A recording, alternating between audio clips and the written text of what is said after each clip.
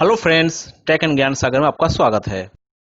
चीन के वुहान शहर से चली यह कुलमुही कोरोना का कोहराम पूरी दुनिया में थमने का नाम नहीं ले रहा है। अब तक पूरी दुनिया में लगभग 9 करोड़ 54 लाख से ज्यादा लोगों को संक्रमित कर चुका है। 6 करोड़ 82 हजार से ज्यादा लोग स्वस्थ भी हो चुके हैं, लेकिन 20 लाख से ज्यादा लोगों की मौत कोरोना के कारण हो चुकी है। अगर यह वीडियो आपको अच्छा लगे तो इसे लाइक करें और हमारे चैनल को सब्सक्राइब करते हुए बेल आइकन को टच कर ऑल को सिलेक्ट करें।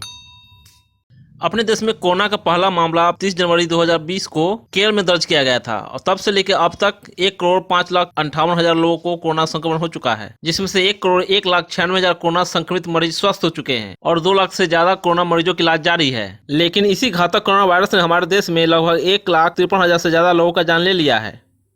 कोरोना वायरस ने अभी तक पूरी दुनिया भर में 20 लाख से ज्यादा लोगों की जान ले चुका है और इससे निपटने के लिए सभी देश अपनी क्षमता के अनुसार कोरोना टीका यानी कोरोना वैक्सीन को विकसित करने का कार्य कर रहे हैं। लेकिन इस काम में ब्रिटेन को सबसे पहले सफलता मिली है और उसने 2 दिसंबर 2020 को आपातकालीन स्थिति में कोविड-19 वैक्सीन का इस्तेमाल करने का इजाजत दे दिया है और इस प्रकार से ब्रिटेन दुनिया का सबसे पहला देश बन गया जिसने कोरोना वैक्सीनेशन प्रोग्राम शुरू किया है।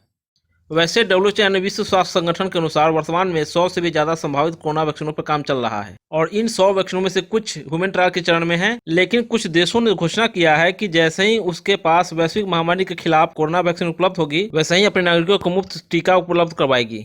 और कुछ इसी प्रकार की मुफ्त टीकाकरण वाली घोषणाएं हमारे माननीय नेताओं द्वारा किया गया है। अब देखना है कि माननीय नेताओं द्वारा किया गया घोषणा जमीन पर उतरता भी है या जुमला साबित होगा। जैसा कि हम सभी जानते हैं कि हमारे देश के महान वैज्ञानिकों और डॉक्टरों की टीम ने अपने अथक प्रयास से कुछ वैक्सीनों का निर्माण किया है, जिनमें से 2 टीकों को ही भारत सरकार ने मान्यता दिया है ताकि आपातकालीन स्थिति में कोरोना वैक्सीन का इस्तेमाल किया जा सके। पहला वैक्सीन है कोवैक्सीन, जिसको भारत बायोटेक ने बनाया है, और दूसरा है कोविशील्ड, जिसका निर्माण सीरम इंस्टीट्यूट ऑफ इंडिया ने किया है। यह दोनों ही वैक्सीन स्वदेशी है और 16 जनवरी को प्रधानमंत्री नरेंद्र मोदी द्वारा कोरोना का वैक्सीनेशन यानी कोरोना का टीकाकरण की शुरुआत कर दिया गया है। पहले चरण में स्वास्थ्य कर्मचारियों को टीके लगाए जाएंगे, उसके बाद 50 वर्ष या इससे ऊपर वाले व्यक्तियों के साथ ही गंभीर रूप से बीमार व्यक्तियों को भी टीके लगाए जाएंगे। कोरोना वैक्सीनेशन के तीसरे चरण में आम नागरिकों को कोरोना वैक्सीन दिए जाएंगे। हम सभी को कोरोना वैक्सीन का संपूर्ण डोज लेना अनिवार्य है, क्योंकि इससे आप स्वयं तो सुरक्षित रहेंगे ही, साथ ही आप अपने परिवार, समाज और देश को भी सुरक्षित रखने में महत्वपूर्ण भूमिका निभा सकते हैं। अर्थात आप कोरोना वैक्सीनेशन प्रोग्राम में शामिल होकर कोरोना संक्रमण के प्रसार को रोक सकते हैं।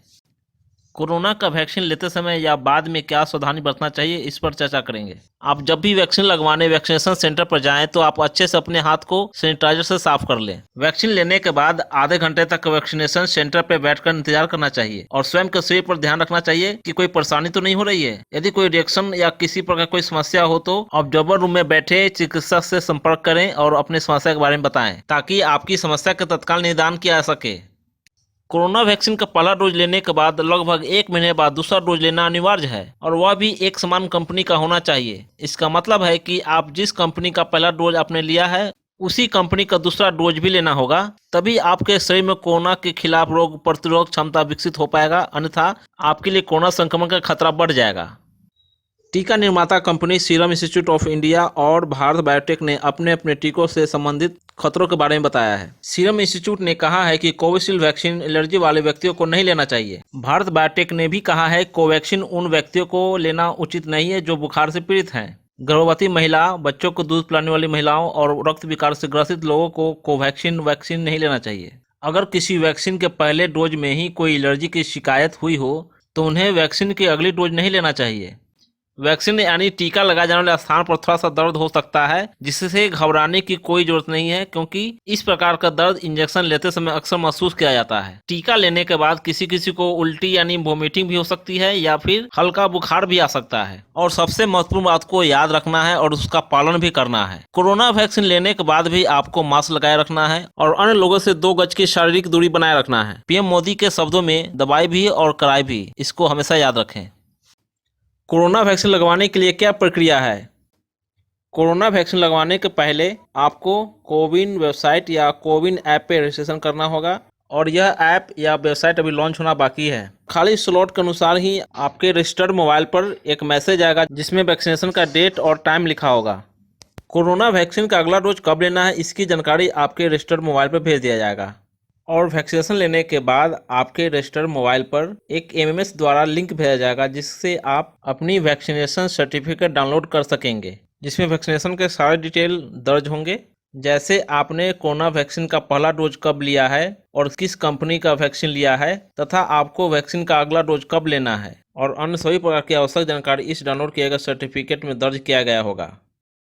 अगर यह वीडियो आपको अच्छा लगे तो इसे लाइक करें और हमारे चैनल को सब्सक्राइब करते हुए बेल आइकन को टच कर ऑल को सेलेक्ट करें।